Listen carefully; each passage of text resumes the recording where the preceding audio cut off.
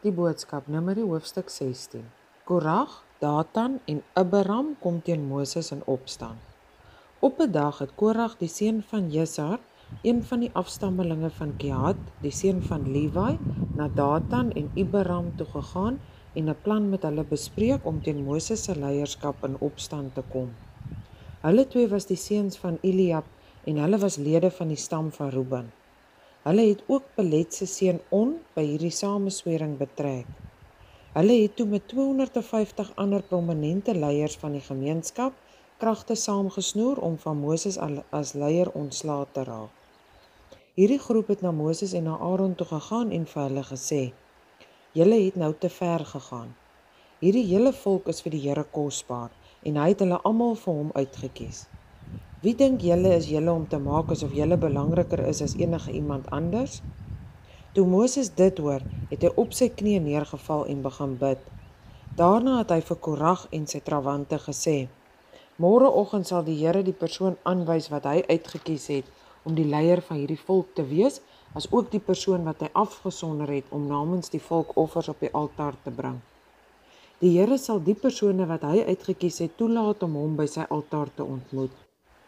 Korag, jy en jou trawante moet so maak. Kry vir julle elkeen 'n bak met warm kole in waarop julle wierook vir die Here kan brand. Bring dit dan môre na die altaar toe. Daar sal ons sien wie die Here kies as die persoon wat hom verteenwoordig. Dis nie ons wat te ver gegaan het nie, maar eerder julle klomp leviete wat julle te veel aanmatig." Moses het verder vir Korag, die wat by hom was, gesê: "Julle klomp leviete moet mooi luister. As julle nie tevrede daarmee is dat God van Israel julle tussen al die ander mense uitgekies het om in die tent van aanbidding namens die volk op te tree en hulle te bedien nie, Korag, is dit nie genoeg van 'n eer vir julle nie? Wil julle nou die priesterskap ook inpalm? Julle dink dit is Aaron teen wie julle in opstand kom, maar besef julle nie dat dit eintlik teen die Here is wat julle rebelleer nie? Wie is Aaron na alles?" Daarna het Moses vir Datan en Abiram, die seuns van Eliab, laat roep, maar hulle het geweier om na hom toe te kom. "Is dit nie genoeg dat jy ons uit 'n vrugbare land soos Egipte laat wegtrek het om ons hier in die woestyn te laat doodgaan nie?" het hulle gevra. "Dink jy kan nou nog baas speel ook oor ons? Wat meer is, jy het ons beslis nie na 'n vrugbare land toe gebring nie, en hier is ook nie lande of wingerde wat ons kan erf nie. Dink jy kan ons aanhou mislei? Ons sal nie na jou toe kom nie." Moses het baie kwaad geword vir hulle. Toe sê hy vir die Here: "Moenie hulle offers aanvaar nie. Ek het nooit enige een van hulle te nagekom of selfs 'n eenvoudige dier soos 'n donkie van hulle gevat nie." Vir Korag het hy gesê: "Sorg jy dat al jou volgelinge môre hier is, sodat julle voor die Here kan kom staan. Aaron moet ook hier wees. Maak seker dat elkeen van jou 250 volgelinge 'n bak met warm kole het, waarop julle wierook vir die Here kan brand. Aaron sal ook sy bak met kole en wierook bring." Hulle het almal toe hulle bakke gevat, kole en wierook daarin gesit en saam met Moses en Aaron by die ingang van die tent gaan staan waar die Here aanbid word. Intussen het Korag ook die res van die Israeliete teen Moses en Aaron opgestook en hulle het ook daar by die tent kom staan. Die volgende oomblik het die verblindende lig van die Here se teenwoordigheid vir almal sigbaar geword. Die Here sê toe vir Moses en Aaron: "Staan een kant toe, weg van hierdie klomp mense af, want ek wil hulle hier en nou van die aarde afvee." Maar Moses en Aaron het op hulle knieë neergeval en begin bid: "O God, U is die bron van alles wat lewe. Gaan U nou al hierdie mense doodmaak omdat U kwaad is oor een man se sonde?"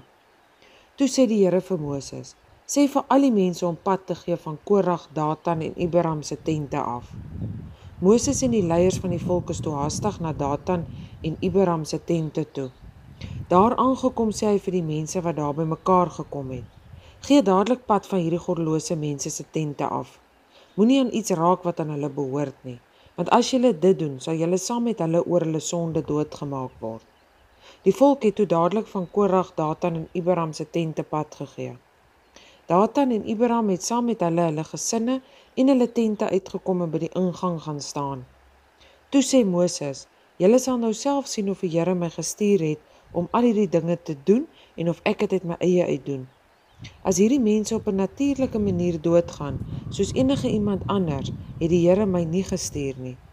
Maar as die Here nou 'n wonderwerk doen en die aarde laat oopskeer, sodat hulle met hulle gesinne en al hulle besittings in die skeur inval en lewendig begrawe word, sal julle weet dat hierdie mense die rug vir die Here gedraai het. Moses se woorde was nog nie behoorlik koud nie, toe skeer die aarde oop sodat Datan, Abiram en hulle gesinne daarin kan val. Dieselfde lot het ook vir Korag en sy ondersteuners getref.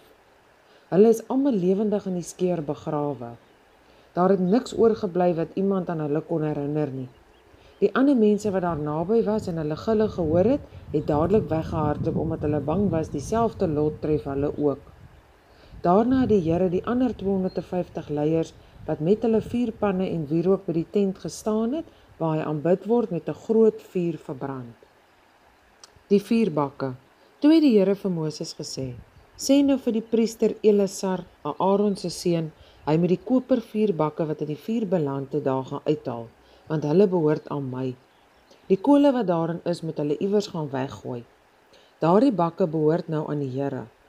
Al die manne aan wie dit behoort het sonde gedoen en met hulle lewe daarvoor geboet. Slaan dan al hierdie koperbakke plat en maak 'n deksel daarmee wat bo oor die altaar kan pas. Elke keer as die Israeliete hierdie deksel sien, sal dit hulle aan hierdie verskriklike gebeurtenis herinner." Die priester Eleasar het toe die kopervuurbakke gevat, hulle laat platslaan en 'n deksel vir die altaar daarmee gemaak. Dit moes die Israeliete daaraan herinner dat iemand wat nie 'n afstammeling van Aaron was, nie die reg gehad het om ooit die wierookoffer na die altaar van die Here toe te bring nie. As iemand dit wel sou waag, sou dieselfde lot hom tref as wat Korag en sy volgelinge getref het. Aaron red die volk. Net die volgende dag het die hele volk teen Moses en Aaron in opstand gekom en vir hulle gesê: "Julle het die Here se volk uitgemoor." Terwyl die klomp mense nog besig was om met Moses en Aaron te stry, het iets hulle aandag getrek daar by die tent waar die Here aanbid word. Die wolk van die Here het oor die tent neergesak en die verblindende helder lig van die Here se teenwoordigheid het daar uitgeskyn. Moses en Aaron het toe by die ingang van die tent gaan staan en die Here het vir Moses gesê: "Gee pad voor hierdie mense, want ek wil hulle in 'n oogwink van die aarde af wegvee." Moses en Aaron het op hulle knieë voor die Here neergeval. Toe sê Moses vir Aaron: "Maak gou, vat jou bak en skep van die kole van die altaar af en gooi van die wierook daarin. Hardloop daarmee na die volk toe en vra namens hulle dat die Here hulle sonde sal vergeef. Want die Here se woede het al klaar oor hulle losgebars. Kyk, hy straf hulle met 'n dodelike siekte wat oral onder die mense uitbreek."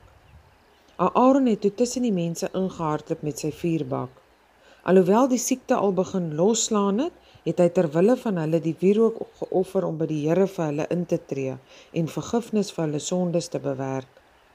Terwyl hy nog so tussen die mense, die lewendes en die dooies staan, het die epidemie skielik opgehou.